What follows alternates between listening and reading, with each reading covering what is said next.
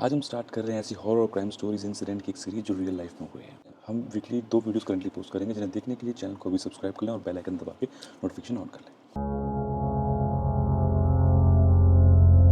इस स्टोरी का जो क्राइम है उसे अब तक के सबसे ज़्यादा डिस्टर्बिंग क्राइम्स में माना जाता है। ऑस्टिन नाम का एक लड़का, जिसका जन्म 21 दिसंबर 1996 में फ्लोरिडा यूएस के एक डेंटिस्ट फादर और फार्मासिस्ट मदर के यहाँ हुआ था। वो एक बहुत ही ब्यूटीफुल हाउस में, जो कि पाम बीच काउंटी फ्लोरिडा में था, उसमें रहा करते थे। वो एरिया फ्लोरिडा का ही नहीं, पूरे यूएस के सबसे बेस्ट एरियाज में आता है। 2010 में जब ऑस्टिन 13 साल का था, उसके पेरेंट्स का डिवोर्स हो गया। उसी साल दोनों की गर्लफ्रेंड्स एंड बॉयफ्रेंड्स भी बन गए। ये ऑस्टिन और उसकी छोटी 1 साल छोटी उसकी बहन हेली के लिए ऑब्वियसली बड़ा शॉकिंग था, और वो बहुत जल्दी इस कंडीशन में एडजस्ट हो गए, क्योंकि डिवोर्स के बाद वो उसी घर में रहते थे अपनी मदर के साथ में। उनके फादर नियर बाई घर में शिफ्ट हो गए थे। फिर ऑस्टिन ने अपना हाई स्कूल स्टार्ट किया, देन एडवांस क्लासेस भी कंप्लीट करी। थ्रू आउट सब में टॉपर था। उसकी बॉडी एथलीट्स की तरह थी, 6 फीट की हाइट, 90 केजीज वेट, तो नेचुरली उसने 4 साल फुटबॉल भी खेला। बट उसका साइज़ और स्पोर्ट्स में अच्छा होने के बाद भी उसमें एग्रेशन नहीं था, क्योंकि उसके कोच उसे इस चीज़ के लिए काफ़ी क्रिटिसाइज भी करते थे कि उसके अंदर एग्रेशन आए, बिकॉज गेम में उसकी ज़रूरत थी एग्रेशन की। लेकिन ऑस्टिन की आदत हेल्पिंग और काम टाइप की थी। ऑस्टिन अपने हेल्पिंग नेचर से इतना ऑब्सेस था कि वो करियर फील्ड में भी ऐसा चुनना चाहता था, कोई करियर जिससे वो मैक्सिमम लोगों की हेल्प कर सके। उसे इस चीज़ का इतना जुनून था कि जब ऐसी कोई हेल्पिंग काम की वो बात भी करता था तो उसके चेहरे पर नेचुरली बड़ी सी स्माइल आ जाती थी। ऑस्टिन जनरली बहुत खुश रहता था। उसके फादर ने उसका नाम द हैप्पी बॉय रखा हुआ था। ग्रेजुएशन कंप्लीट करने के बाद 2015 में उसे फ्लोरिडा स्टेट यूनिवर्सिटी से एक लेटर आया, जिसमें मेंशन था कि यूनिवर्सिटी में उसका admission as a medical student accept कर लिया गया। मेडिकल लाइन उसके हिसाब से परफेक्ट पाथ था, जिसमें वो लोगों की, मोस्टली पीपल्स की हेल्प कर पाए। इस एडमिशन की वजह से ऑस्टिन की फैमिली और ऑस्टिन खुद बहुत ज़्यादा खुश थे। एंड कुछ दिन अपनी फैमिली एंड फ्रेंड्स के साथ बिताने के बाद उसकी फैमिली उसे 6 घंटे दूर की ड्राइव, जहाँ फ्लोरिडा स्टेट यूनिवर्सिटी का कैंपस था टलासी में, वहाँ छोड़ आया उसके कैंपस में। उसकी फैमिली लौटते टाइम डिस्कशन कर रही थी that he is an adult now, वो बड़ा हो रहा है, अब अपने आप से काफ़ी कुछ कर सकता है, पढ़ने में बहुत अच्छा है और खुद रहना भी सीखेगा, आगे बढ़ना भी सीखेगा। फर्स्ट ईयर कंप्लीट होने पर फैमिली को पता लगा था कि ऑस्टिन बहुत अच्छा परफॉर्म कर रहा है। उसके नंबर्स अच्छे आ रहे हैं, उसकी गर्लफ्रेंड भी बन गई है, एंड वो फुटबॉल जैसे कोई स्पोर्ट तो नहीं खेल रहा, बट उसने बॉडी बिल्डिंग स्टार्ट कर दी है। एंड बॉडी बिल्डिंग में उसने सोशल मीडिया जो प्लेटफॉर्म्स होते हैं उन पर अपना अच्छा खासा नाम भी बना लिया है और काफ़ी सारा फेम भी मिल गया उसे। लेकिन इन सब के बाद ऑस्टिन अकेले में सफ़र कर रहा था और किसी को पता भी नहीं था। उसने अपनी डायरी में लिखा हुआ था कि वो बहुत शाई है, बहुत खुश रहने का प्रिटेंड करता है, जिससे उसके आसपास उसके अराउंड जो लोग हैं वो उसे पसंद करें। उसे वो चाहता था और लिखता था, मतलब ये समझ सोचता था वो कि मुझे रियल में कोई पसंद नहीं करता है, मैं जो खुश रहता हूँ, जो मैं ऐसे एक्ट करता हूँ, उस वजह से मुझे लोग पसंद करते हैं। इसी टाइम पर उसने डिप्रेशन में आकर अलग तरह के ड्रग्स लेना शुरू कर दिया। उसका एडिक्शन, मतलब ड्रग्स एंड एल्कोहल और marijuana, एक वाइनेज नाम का ड्रग लेना उसने स्टार्ट कर दिया। वाइनेज एक ऐसा ड्रग है जिससे दिमाग की बीमारियों को ठीक करने के लिए यूज़ किया जाता है। ऑस्टिन ने हेलुसिनेशन करने वाले ड्रग्स जैसे एसिड और मशरूम भी होते हैं, वो यूज़ करना शुरू कर दिया। और एमडीए भी उसने कई बार ट्राई किया, जो दिमाग के लिए और हेलुसिनेशन दोनों के लिए मिक्सअप करके काम करता है, माइंड में हेलुसिनेशन क्रिएट कर देता है एमडीए। वो भी यूज़ करा उसने। हेलुसिनेशन का मतलब समझो तो एक ऐसी कंडीशन जिसमें ऐसी चीज़ दिखाई सुनाई देती हैं जो है ही नहीं रियल में, वो क्रिएट करता है। इन सब में पड़े रहने की वजह से उसकी एजुकेशन खत्म होने तक ऑस्टिन का मेंटल ब्रेकडाउन हो गया, मतलब मानसिक रूप से बिल्कुल टूट गया। ऐसा लगा जैसे उसे पता था कि ये होने वाला है। उसकी सर्च हिस्ट्री, जो फ़ोन के इंटरनेट ब्राउज़र की सर्च हिस्ट्री होती है, वो इन चीज़ों से भरी हुई थी कि मैं क्या करूँ, मैं कैसे पता करूँ कि मैं पागल हूँ, दिमाग की ऑब्सेसिव सोच को मैं कैसे हैंडल करूँ, do I need to sleep, what happens if you don't sleep. ये साफ दिख रहा था कि वो अपने दिमागी संतुलन खो चुका है। यूनिवर्सिटी से वापस आने के बाद उसकी फैमिली ने कुछ दिनों में नोटिस कर लिया कि उसके साथ कुछ प्रॉब्लम चल रही है। ऑस्टिन ने अपना बेड जो है अपने बेडरूम से निकाल के और गैराज में डाल दिया अपना बेड। एक रीज़न पूछने पर उसने बताया कि घर में उसे भूत ही भूत दिखाई देते हैं, भूतों से भरा हुआ है ये। तो सोने की जगह ऑस्टिन पूरी रात घर की पहरेदारी करता रहता था। लिटरली पूरी रात वो घर के बाहर घूमता रहता था। 2 घंटे में हर 2 घंटे में सबके घर डोर पे जाता और नॉक नॉक करके सबका डोर बताता उन्हें कि मैं आपको भूतों से गार्ड कर रहा हूँ, आप सो जाओ। आप समझ सकते हैं ये उसकी फैमिली के लिए कितना अजीब और अनबिलीवेबल सा है, पर उन्हें सच में कुछ पता नहीं था वो इसका क्या करें। बस उन्हें इतना पता था कि कुछ गलत है। उन्होंने कोई एक्शन लेने की बजाय अपने रूम लॉक करना स्टार्ट कर दिया, ताकि रात को जो ऑस्टिन पहरा देता था उस टाइप का उनके रूम में अंदर ना आए। बट ऑस्टिन कंटिन्यूस ऐसा करता रहा। उसके घर वालों ने सोच लिया कि ड्रग्स लेता है, इसलिए ऐसा बिहेव करता रहता है। उन्होंने जब ऑस्टिन को कन्फ्रंट किया इस बात के लिए कि ऑस्टिन तुम ड्रग्स ले समथिंग कुछ ऐसा कुछ कर रहे हो, तो ऑस्टिन ने बताया वो पहले यूज़ करता था साइड, तो जो भी यूज़ करता सब कुछ बताया, लेकिन अब वो नहीं करता। फिर उसके घर वाले उस पर नज़र रखने लगे कि कहीं वो अभी भी यूज़ तो नहीं कर रहा है, वो कह रहा है नहीं कर रहा है, कहीं वो अभी भी यूज़ तो नहीं कर रहा है। लेकिन काफ़ी ऑब्जर्वेशन में रखने के बाद उन्हें समझ में आ गया कि वो कुछ यूज़ नहीं कर रहा है सच। लेकिन ऑस्टिन अभी भी वैसे अजीब बिहेवियर कंटिन्यूस कर रहा था। लास्टली फैमिली ने डिसाइड किया, एंड में फैमिली ने डिसाइड किया कि वो बेकर्स एक्ट का यूज़ करेंगे। बेकर्स एक्ट में किसी भी इंसान को उसकी फैमिली के कंसेंट पर, मतलब हम राइट देंगे उन्हें हमारे कंसेंट पर, उसे 72 घंटे के लिए डिटेन कर लिया जाता है। मतलब पुलिस, या फिर पुलिस ही मेनली मान लीजिए, पुलिस उसे 72 घंटे के लिए डिटेन कर लेती है, पकड़ लेती है। 72 घंटे उस पर टोटल ऑब्जर्वेशन रखी जाती है, उसका पूरा बिहेवियरल नेचर, उसका सब कुछ देखा जाता है कि वो एग्जैक्टली कैसे करता है, क्या हो रहा है। तो उसके अकॉर्डिंग उसका ट्रीटमेंट जो प्लान है वो बना के वो फैमिली को प्रोवाइड करना चाहता है। बट फैमिली बेकर एक्ट का यूज़ कर पाती उससे पहले 15 अगस्त 2016 को कुछ ऐसा बहुत खतरनाक घटना हो गई, वो बेकर एक्ट यूज़ नहीं कर पाए। ऑस्टिन अपने बचपन के एक बहुत क्लोज फ्रेंड के घर के गेट पर पहुंच गया, जो कि अकॉर्डिंग टू देम बड़ा अजीब था। बिना कोई कॉल किए, बिना कोई इन्फॉर्मेशन दिए, सीधा उसके घर के गेट पर पहुंचा, उसने बेल बजाई। जब उसका फ्रेंड गेट पर बाहर निकल के आया तो ऑस्टिन ने उससे सिर्फ इतना, किस साल में हुआ था। उसके फ्रेंड ने आंसर दिया 1996। ऑस्टिन कोई भी रिएक्शन दिए बिना डेड फेस के साथ मुड़ के वहाँ से वापस चल दिया। इस बात के बाद ऑस्टिन का फ्रेंड बहुत परेशान हो गया कि क्या चल रहा है ऑस्टिन के साथ। उसने ऑस्टिन को कॉल किया और उसे वापस आने के लिए कन्विंस कर लिया। फिर अपने पास वापस बुला के देन ऑस्टिन और उसका फ्रेंड साथ घूमने बाहर की तरफ चले गए। उन्होंने प्लान बनाया कि सारे दोस्त मिलके बीच पे चलते हैं। फिर वो अपने फ्रेंड्स और वहाँ पर ऑस्टिन की सिस्टर भी ऑब्वियसली उन्हें मिली, सारे बीच पे घूमने चले गए। ऑस्टिन ने कहा कि वो, मतलब रास्ते में जब वो जा रहे थे बीच पे, तो ऑस्टिन ने कहा कि उसे घर पे किसी से मिलना है, वो एक बार घर पे होके देन वापस आ रहा है। जब इस टाइम पर वो ऑस्टिन ग्रुप से अलग हुआ तो नॉर्मल ही था। वो घर गया, फिर वापस बीच पर आया तो उसने बहुत मोटी और बड़ी फुटबॉल वाली जर्सी जो होती है वो पहनी हुई थी, और नीचे बड़ी और मोटी सी स्वेट पैंट पहनी थी। हाथ में 2 घड़ी और ग्लासेस पहने हुए बीच पर वॉक करने लगा। उसके फ्रेंड्स उससे इतनी ज़्यादा गर्मी में ऐसा आउटफिट पहने देख के उसका मजाक उड़ाने लगे, बट ऑस्टिन को बर्दाश्त नहीं हुआ। पहले तो वो चुप रहा, फिर अपने फ्रेंड से बोला, अगर किसी ने मुझसे कुछ बोला तो मैं उसे अभी मार दूंगा। तभी उसकी सिस्टर बीच में आ गई। उसने ऑस्टिन को समझाया कि आप ऐसे ना बोलें और फलाना करना, मतलब फ्रेंड्स हैं आपके, ऐसे क्यों रिएक्ट कर रहा है तू अपने फ्रेंड्स के साथ में। तो और उसने कहा कि आप थेरेपिस्ट के पास हमें चलना चाहिए, साइकोलॉजिस्ट को मिलना चाहिए, किसी को जाकर, तुम्हारे साथ कुछ ठीक नहीं चल रहा है। तो इस बात को थोड़ी देर में ऑस्टिन तुरंत मान गया कि हाँ मेरे साथ कुछ ठीक नहीं चल रहा है, कुछ दिक्कत है, हमें किसी थेरेपिस्ट से मिल लेना चाहिए। इसके बाद में कुछ देर तक वो बीच पर और रुके।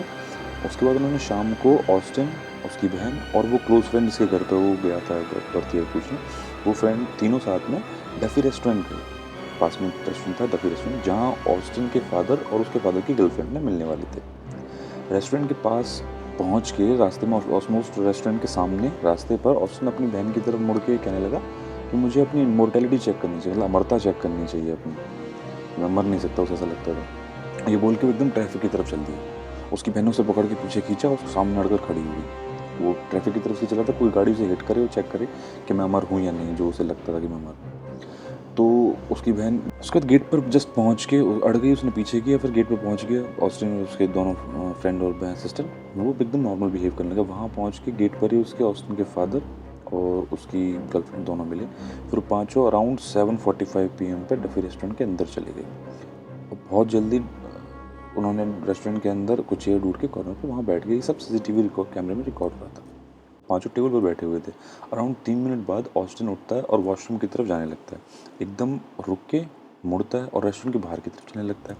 फिर मेन डोर से बाहर निकल जाता है। पता नहीं उसकी फैमिली ने देखा या नहीं, बट अराउंड 1 मिनट बाद ऑस्टिन वापस आया, अपने टेबल पर बैठ जाता है जैसे कुछ हुआ ही नहीं। दोबारा फिर 10 मिनट बाद ऑस्टिन फिर उठता है और उस बार वॉशरूम की तरफ ना जाकर सीधा गेट की तरफ निकल जाता है। कुछ देर बाद ऑस्टिन की मदर, जो घर पर होती हैं, जो वहाँ रेस्टोरेंट में उनके साथ नहीं थी, वो घर पर थी। उसका घर जो रेस्टोरेंट के जस्ट बिल्कुल पास में ही होता है, वो घर पर किसी के आने की साउंड सुनती हैं। उन्हें लगता है कोई घर में आया है। तो वो जब उठ के ढूंढने के लिए जाती हैं कौन है क्या है, तो उनके किचन में उनका बेटा ऑस्टिन रिफाइंड ऑयल पीता हुआ, जो रिफाइंड अपना होता है फॉर्चून का रिफाइंड ऑयल, वेजिटेबल ऑयल कहते हैं उसे, वेजिटेबल ऑयल पीता हुआ दिखाई देता है। वो कैन पूरी हाथ में पकड़ के वेजिटेबल ऑयल पी रहा था और स्लैब पे पूरे में चीज़ फैला हुआ है, जो कि उसे भी खाने की उसने कोशिश करी, मतलब खाया उसे भी ऐसे, और पूरा उसको गंदा कर रखा है सारे में, और उसके खुद के कपड़े ऑयल में रखते हुए। उसकी मदर तुरंत उसके पास जाती हैं, उससे कैन की वो ऑयल की कैन छीन के नीचे रखती हैं और उससे बोलती हैं क्या कर रहा है भाई, स्टॉप इट, क्या कर रहा है तू। तो एकदम से वो नॉर्मल हो जाता है और कहता है कि हाँ तो मैं क्या कर रहा हूँ, और जाता है अपने रूम में कपड़े चेंज करके। फिर उसकी मदर उसे कार में बैठा के वापस रेस्टोरेंट पर छोड़ती हैं। उसके अंदर घुसने तक वो वहीं खड़े रहते हैं कार में कि वो देख लें, सुनिश्चित कर लें कि अंदर चला गया। तो एक बार फिर से अराउंड 30 मिनट्स बाद ऑस्टिन फिर वापस रेस्टोरेंट के अंदर घुसता है, दिखाई देता है घुसता हुआ। उसने अलग टी शर्ट, अलग तरह की कैप पहनी हुई थी। वो जाकर अपनी टेबल पे, जहाँ उसके बाकी ग्रुप बैठा हुआ था, वहाँ जाके टेबल पे बैठ जाता उनके साथ में। ऐसे बैठ जाता जैसे कुछ हुआ ही नहीं। पहले तो देखने में लग रहा था कि सब लोग साइलेंट हैं, बट उसके फादर परेशान होकर उसकी हरकतों से कुछ समझ नहीं पा रहे थे बेचारे। उन्होंने वो उससे कहते हैं कि what is wrong with you, क्या गलत है तुम्हारे साथ, क्या हुआ है तुम्हें। इस बात पर ऑस्टिन खड़ा होता है और अपने फादर को धक्का मारने लगता है और फेस पर मतलब काइंड ऑफ पुश स्लैप करता है, ऐसे करके हाथों से स्लैप करता है फादर को। फिर उसकी सिस्टर बीच में इंटरवीन करती है और एकदम से उन्हें छोड़ के वो तीसरी बार रेस्टोरेंट के बाहर निकल जाता है। ऑस्टिन का जो दोस्त था वहीं बैठा हुआ था, वो उसके पीछे थोड़ी देर बाद उठ के वो भी बाहर निकलने की कोशिश करता है, पर अराउंड 30 सेकंड का गैप हो जाता है इस चीज़ में। तो बाहर निकल के जाके देखता है तो उसे कहीं भी कुछ दिखाई नहीं देता, तो वापस लौट के तुरंत ही अंदर आ जाता है। वो आके बाकी ग्रुप में जो बैठे होते हैं उसके फैमिली मेम्बर्स उन्हें बताता है कि ऑस्टिन, मुझे नहीं पता ऑस्टिन कहाँ चला गया, दिखाने में। इस पॉइंट पर आके ऑस्टिन के फादर की गर्लफ्रेंड जो है वो पुलिस को कॉल कर देती है कि उनका जो बेटा है, मतलब उसके बॉयफ्रेंड का बेटा है ऑस्टिन, वो मिस हो गया है। रिपोर्ट दे देती है इस बात की, क्योंकि उन्हें ये पता होता है कि ऑस्टिन आउट ऑफ कंट्रोल है, वह कोई खुद को कुछ ना कर ले हो या किसी और को नुकसान ना पहुंचाते, तो इसलिए पुलिस को बताना ही बेटर होगा इस टाइम पर। रेस्टोरेंट से अराउंड 6.5 किलोमीटर दूर 55 ईयर्स की मिशेल नाम की एक औरत अपनी गैराज में बैठ के टीवी देख रही थी। नॉर्मली उसका हस्बैंड 59 ईयर्स का जॉन स्टीवन भी उसके साथ होता है, बट उस टाइम पर वो अपने डॉग को घुमा रहा था कुछ देर के लिए मिशेल को अकेला छोड़ के। ये कपल करीब 20 साल से मैरिड था और 3 बच्चे भी थे इनके, और ये एक दूसरे से बहुत ज़्यादा प्यार करते थे। गैराज उनकी हैप्पी पैलेस थी, इसे वो लिविंग रूम की तरह यूज़ करते थे। उन्हें इसका गेट खुला रखना पसंद था, पड़ोसियों से हाय हेलो करने के लिए, बातचीत ग्रीट करने के लिए, और सब उन्हें जानते थे। उनके नियर बाय पड़ोसी नेबर्स जितने भी थे वो सब उन्हें जानते, बड़ा खुश रहने वाला कपल है। दोनों कुछ टाइम पहले रिटायर हुए थे। जॉन जो है अपनी लैंडस्केपिंग कंपनी, जो बेसिकली गार्डनिंग वगैरह काम करते हैं बड़ी कमर्शियल प्लेसेस पे, लैंडस्केपिंग कंपनी से रिटायर हुए थे, उनकी खुद की कंपनी थी। मिशेल एक फाइनेंशियल एडवाइज़र की जॉब से रिटायर हुई थी। दोनों के रिटायरमेंट के बाद चिल करने के प्लान्स थे, साथ में टाइम स्पेंड करना, फिशिंग करना, अपने गैराज में बैठ के मस्त टीवी देखना, ये सब प्लान्स थे उनके। इनका एक पड़ोसी था जो सामने वाले घर में रहता था, जेफ फिशर, जो इस कपल के बहुत क्लोज था। उनके साथ गैराज में आके बैठता, ड्रिंक्स भी शेयर करता, उनके डॉग की केयर करता, जब वो कहीं बाहर गए होते थे, सब उनके लिए करता था। तो उस रात जेफ अपने बिस्तर पर सोने के लिए गया, सोने ही वाला था ऑलमोस्ट वो अपने बिस्तर पर, तभी उसे बाहर से कुछ अजीब सी साउंड सुनाई देने लगी। वो उठ के बैठ गया, ध्यान से सुनने लगा, कान लगा के एकदम ध्यान से सुनने लगा। तो तभी उसे बिल्कुल हिला देने वाली बहुत ज़ोर से एक औरत के चीखने की आवाज़ सुनाई दी।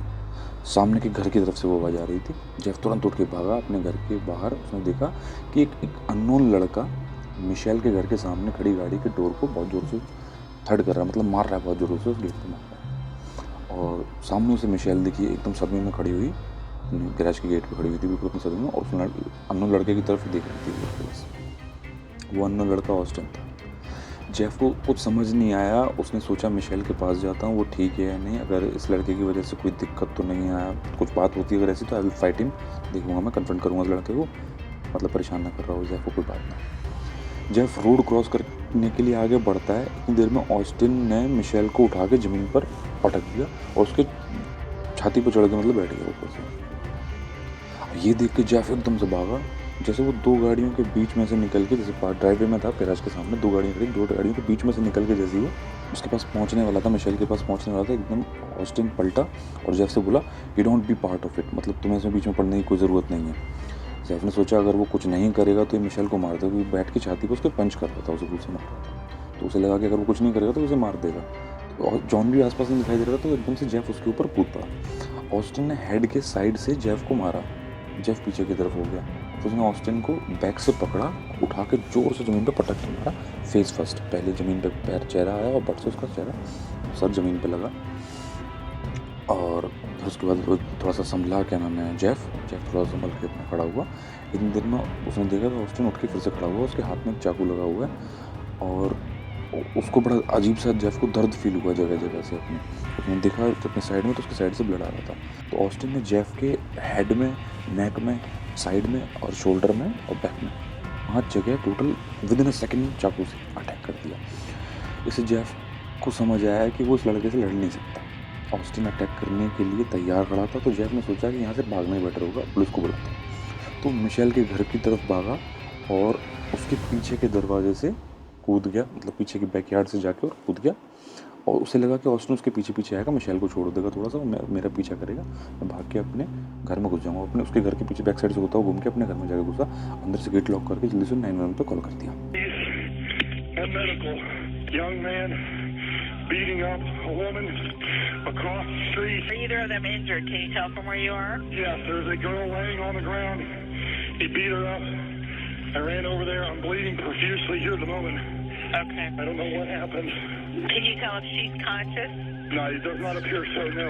I've been stabbed in the back. I'm bleeding pretty bad. इस कॉल के बाद जेफ बेहोश सा हो रहा था, बट उससे लग रहा था कि लड़के ने अब तक तो मिशेल को छोड़ दिया होगा और भाग गया होगा। उसे पता लग गया पुलिस को कॉल करते कोई आ गया तो, या फिर शायद मिशेल का हस्बैंड जॉन आ गया होगा अब तक तो। लेकिन जेफ को सिर्फ बाहर से ऑस्टिन के तेज जानवरों की तरह गुर्राने की आवाज़ सुनाई दे रही थी, जस्ट लाइक अ डॉग और वुल्फ सुनाई दे रही थी। उसी टाइम पर उसे एक इंसान के गला फाड़ के एकदम चीखने की आवाज़ सुनाई देती है। जेफ को समझ नहीं आ रहा था वो एक चीख है या दो लोग हैं, मेल है या फीमेल है, पर उसे चीखने और गुर्राने की आवाज़ सुनाई दे रही थी। कोई विक्टिम चीख रहा था और ऑस्टिन जो है वो गुर्रा रहा था जानवरों को। कुछ सेकंड बाद पुलिस भी आ जाती है। अब आगे जो मैं बता रहा हूँ वो 2 पुलिस ऑफिसर्स अपने इंटरव्यू में मेंशन किए हैं जो कि वहाँ पहुँचे थे। उनमें से एक का नाम डेन था और एक का नाम क्रिश्चियन था। डेन पीछे से दूसरी पुलिस कार में आया, क्रिश्चियन की कार पहले से सामने खड़ी हुई थी, उसके जस्ट बगल पीछे उसने अपनी कार लगा ली और क्रिश्चियन ने अपनी गन निकाल के कार के सामने जहाँ ऑस्टिन लेटा हुआ था, किसी और इंसान के ऊपर ऑस्टिन था, वहाँ उसने क्रिश्चियन अपनी गन पॉइंट कर रखी। वो ऑलमोस्ट उनसे इंगेज होने ही वाला था। डैन भी बाहर निकला अपनी गन निकालते हुए। उसका व्यू 2 गाड़ियों ने रोका हुआ था, तो दिखाई नहीं देता एग्जैक्टली आगे क्या है, किस पे गन पॉइंट कर रही है क्रिश्चियन ने।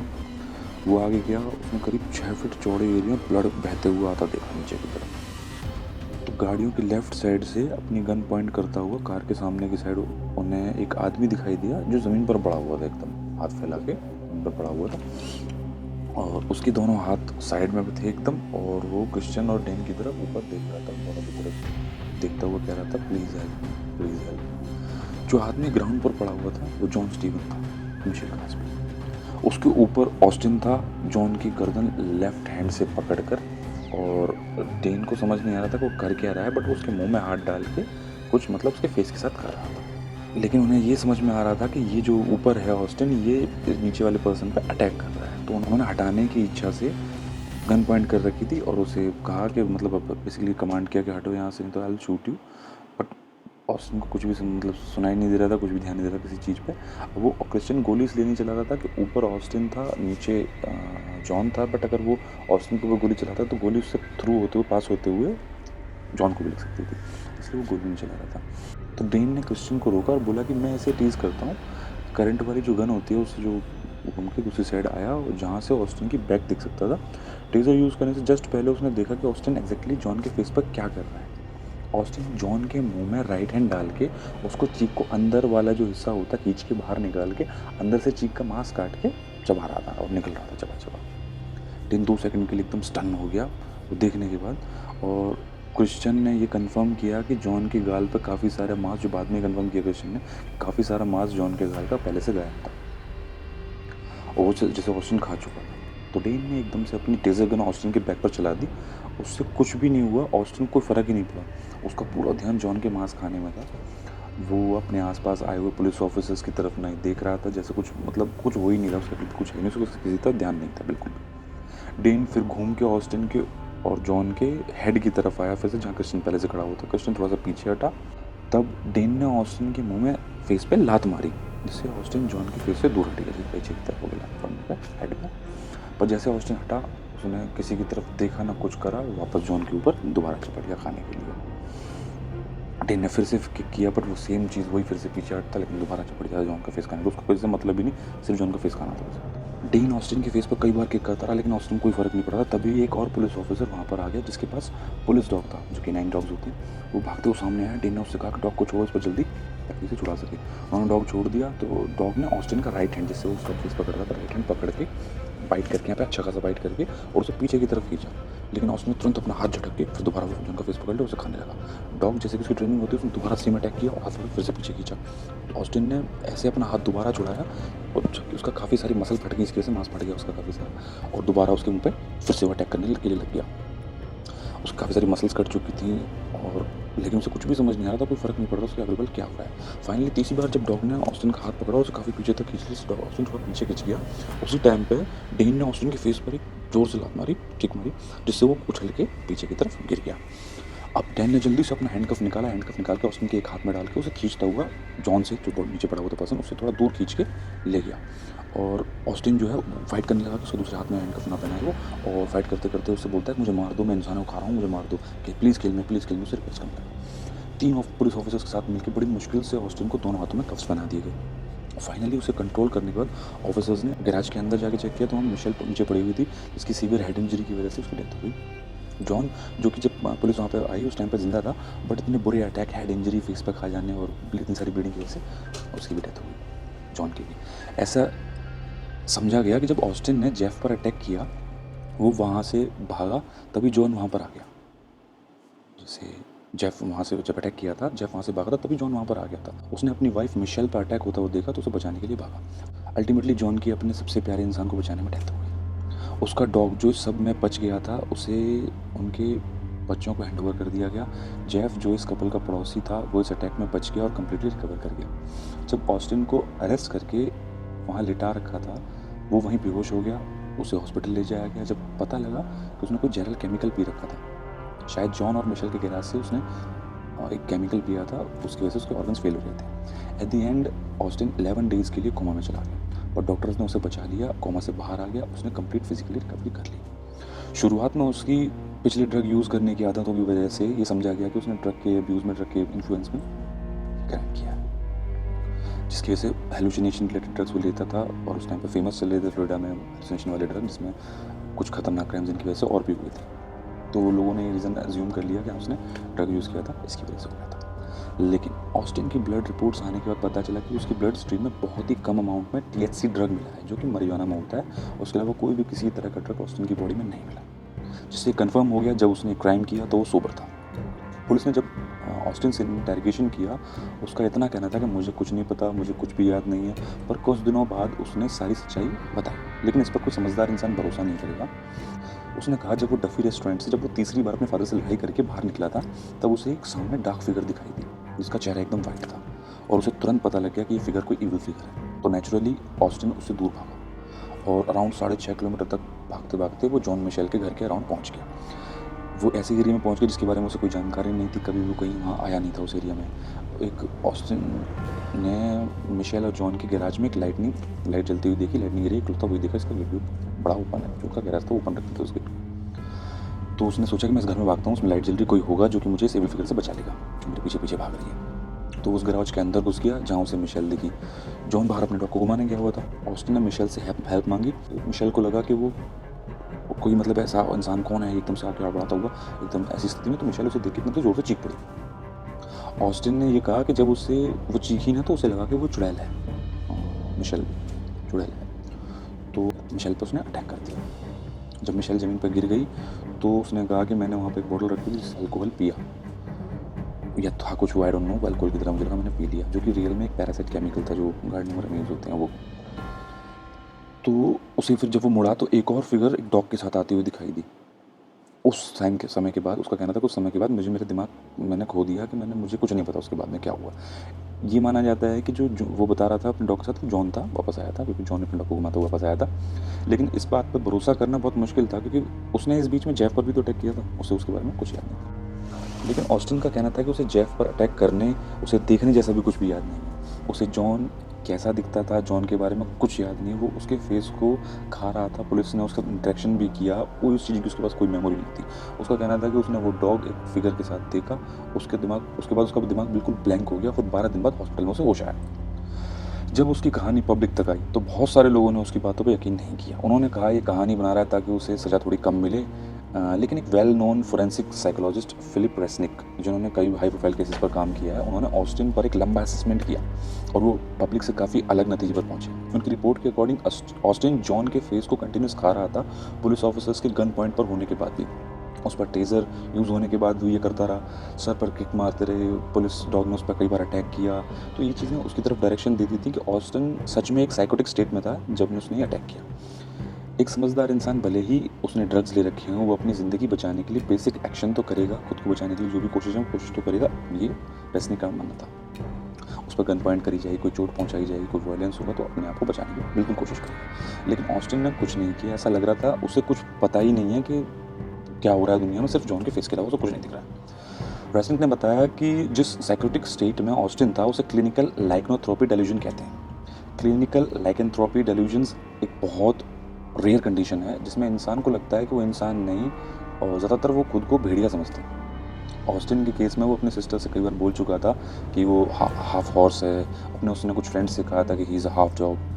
और उस रात जॉन के ऊपर अटैक के उस फेस खाते टाइम पे भेड़िए जैसे गुर्राने की आवाज़ निकालना या ऐसे बिहेवियर जैसे कि किसी मूवी में आप भेड़िए को एक्सपेक्ट करते हैं कि वो करेगा ऐसा, but it was not a movie, वो रियल लाइफ थी। हॉस्पिटल से निकलने और जेल में जाने के बीच में ऑस्टिन का इंटरव्यू एक famous psychologist interview personality doctor Phil ने लिया। 10 मिनट के जूम इंटरव्यू में ऑस्टिन कई बार रोया। उसने सॉरी कहा विक्टिम्स की फैमिली को, और उसने कहा कि उसे नहीं पता कि ये क्यों कैसे ये हो गया उससे, उसे हेल्प की ज़रूरत है, उसके साथ कुछ गलत है। और विक्टिम की फैमिली से माफ़ी मांगने की उम्मीद भी, माफ़ करने की उम्मीद भी कि माफ़ कर देंगे मुझे। लेकिन विक्टिम्स की फैमिली ने इंटरव्यू देकर कहा कि हम प्रे करते हैं कि ऑस्टिन कम्प्लीटली ब्रेन डैमेज से बाहर आ जाए और बिल्कुल ठीक हो जाए, ताकि जब उसे डेथ सेंटेंस सुनाया जाए तो वो उसे पूरे होशोहवास में सुन सके। विक्टिम्स की फैमिली यही चाहती है, बट अभी ऑस्टिन जेल में है और केस चल रहा है।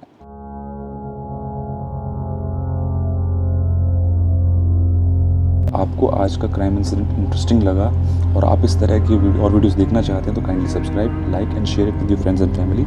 Love you all, thank you for your love and support, keep thinking positive.